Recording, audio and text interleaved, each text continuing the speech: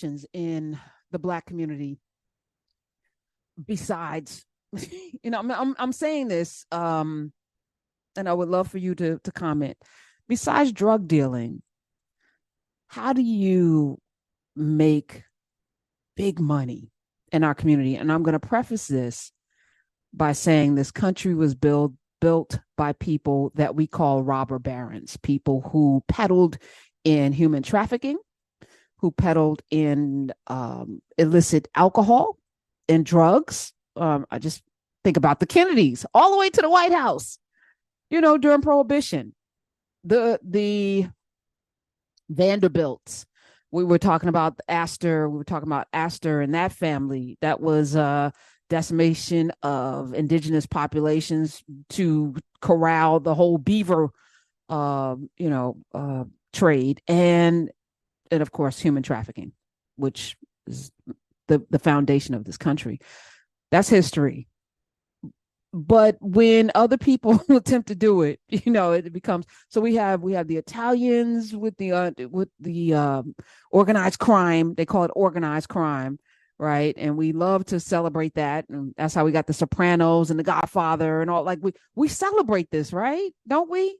Don't we celebrate this? Scarface. We we have whole, and then the rap culture with Murder Inc. and all of these names after gangsters, right? It's a lot of, I can go down a list of rappers who have gangster names. So you're now perpetuating that for the next generation. But I was like, what is the reverse engineering of that? Because I cannot deny watching Top Boy, especially with the threat of deportation and the poverty in the projects, Summer House. I'm like, I'm really feeling for this community. And I'm like, how do you, the little boy Ats, who was top in his class, super brilliant, gets caught up in this space because his mother's going to be deported and she doesn't have any money. He doesn't even have any food to go to school with. And you're like, choices, like there's no public assistance because you're not here legally. There's just all of this, right? And then the desperation. So even a really smart little boy makes some really dumb choices. And there's no space for it when it's not a community that you are tied to. But I think all of us, if we're being honest, 866-801-8255, or maybe one person removed from that, including me. I recall even on my campus, Drew, the campus drug dealer, I call him the campus drug dealer. We were real tight. We were real tight. I spent many evening, doing things I probably shouldn't have, not drugs, of course, but I say of course because y'all know I've never taken drugs of any kind, but I look at the culture, and even me, being from a semi-affluent family, I was one person removed.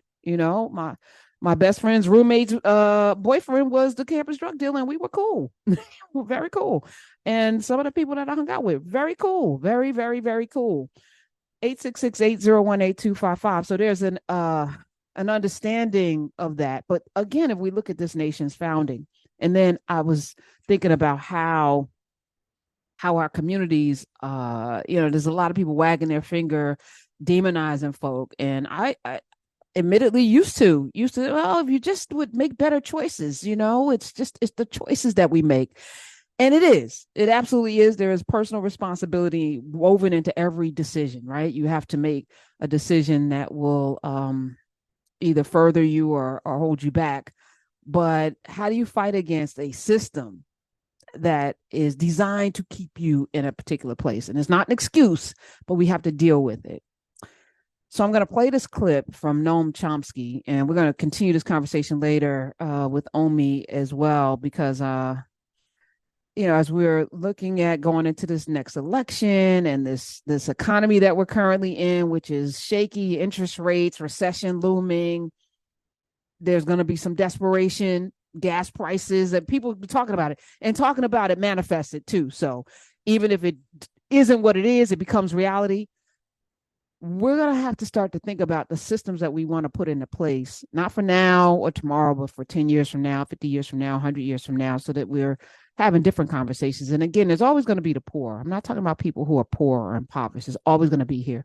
But there's systems in place to keep the current situation the way it is and to steer you towards these options of drug dealing, these pathways. So you have really brilliant people making really dumb decisions and also at the same time peddling poison in the community. So that undermines the community and it has a deeper impact for generations.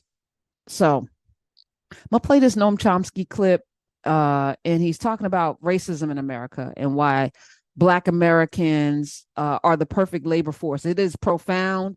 We touched on it yesterday with Barbara F. Walter, which I'm still sitting with that interview because it didn't go the way I expected it.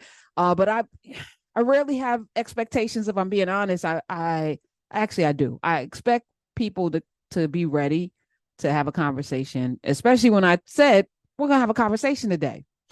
Maybe people don't know what that means. I'm not big on talking points and people selling books. That's all good. Yes, your book should be bought if it's something valuable, but really the best way to sell your book is to come and have a conversation about why we should be engaged with you to begin with. And so it was interesting as I was unpacking what happened yesterday that it seems as if I've I've hit on something that may be at the crux of everything. This thing called whiteness that we should examine, not from a people standpoint, but from a power standpoint, and how we undermine it every single day we can, and figure out how we move forward. Because I don't think we can move forward without addressing it. So, and thank you, Noam Chomsky, for being a complicated man who always seems to have your finger on the pulse of what we need to talk about. So, play that clip, Smith. During and after the Civil War were supposed to free African American slaves.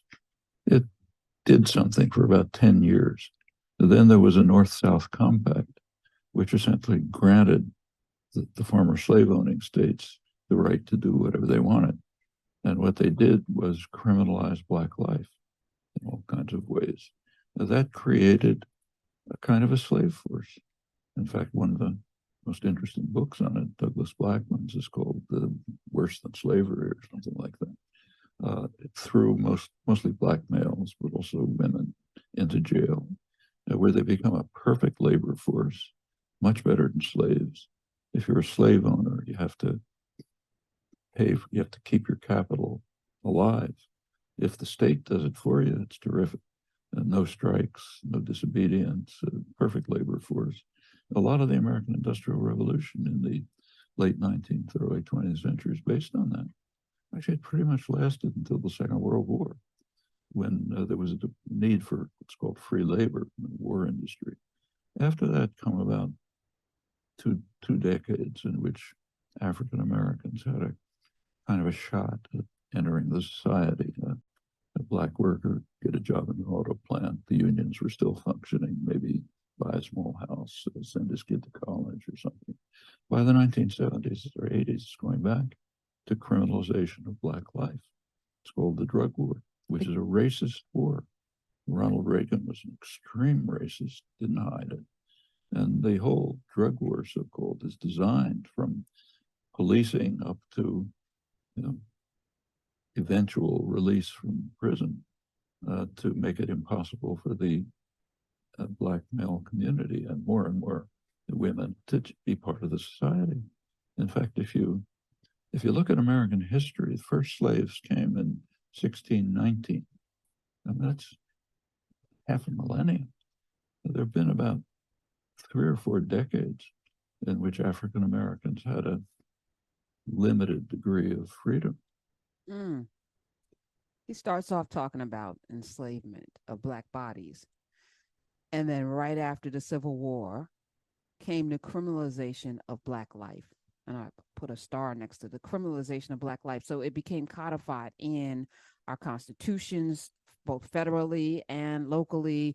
For example, loitering was a crime that came into being right after enslavement ended, because if people walked off the plantations stopped sharecropping and needed to find a job and couldn't, you just being out there, being free, was a crime that could then land you in jail on a chain gang or back on a farm picking cotton as a criminal now that the state now pays for, which makes it so much more insidious. To his point, you got to keep the capital alive in enslavement. You got to feed the capital a little bit, even if it's chitlins. You got to, keep the capital housed and a little bit healthy. But now the state's doing your job, right? So it's not just Michelle Alexander's the new Jim Crow, but it's Douglas Blackmon's Worse Than Slavery. It's us immersing ourselves in the systems designed to keep this criminal enterprise going, to keep the status quo. And you, as we talked with Ali Velshi last week, which was an amazing conversation, this economy was built on cheap and free labor. First with indentured servitude, and then it evolved into enslavement. And it's so much easier to enslave a Black person because now you have color to attach to the thing. And then that became the permanent line of demarcation, the color. So having conversations, when you hear people talk about policing and being tough on crime, that should send the spidey senses that we all have into overdrive. Your ears should perk up when you hear people, politicians in particular, talking about being tough on crime. That should make you go, what are you really saying? That's all code. That's all code. The war on drugs. And he said Reagan was extremely racist.